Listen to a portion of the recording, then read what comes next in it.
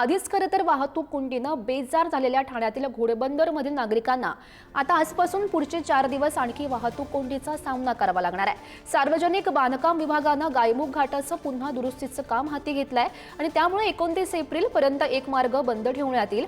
वाहतुकीमध्ये बदल करण्यात आल्यानं ठाण्यामध्ये वाहतूक कोंडी होणार आहे। घोडबंदरकडे येणाऱ्या सर्व जड आणि अवजड वाहनांना बंदी घालण्यात आली असून पर्यायी मार्ग सुद्धा देण्यात आले आहेत।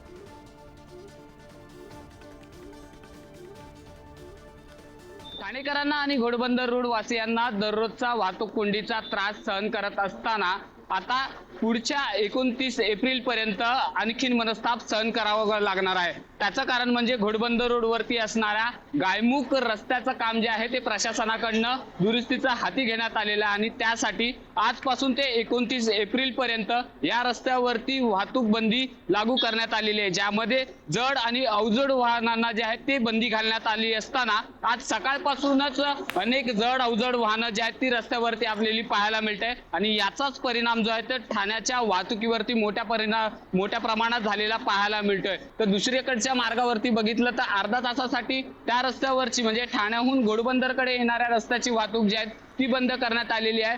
अर्धा तासाचा हा ब्लॉक घेण्यात येतो, मात्र त्याचा परिणाम संपूर्ण ठाण्यामध्ये झालेला आपल्याला पाहायला मिळतोय। ठाण्याच्या वाहतुकीवरती देखील झालेला पाहायला मिळतोय।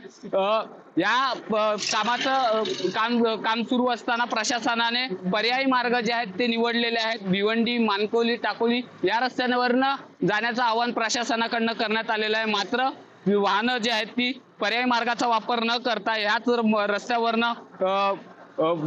रस्त्याचा वापर करताना आपल्याला पाहायला मिळतात। त्यामुळे मोठी वाहतूक कोंडी जी आहे ती संपूर्ण ठाणे शहरामध्ये झालेली आहे आणि पुढच्या 29 एप्रिल पर्यंत अशाच वाहतूक कोंडीचा मनस्ताप जो आहे तो ठाणेकरांना आणि संपूर्ण घोडबंदर वासियांना पुढच्या काळामध्ये सहन करावा लागणार आहे। कॅमेरामन संदीप भारतीसह निकेश शार्दूल, पुणे न्यूज, ठाणे।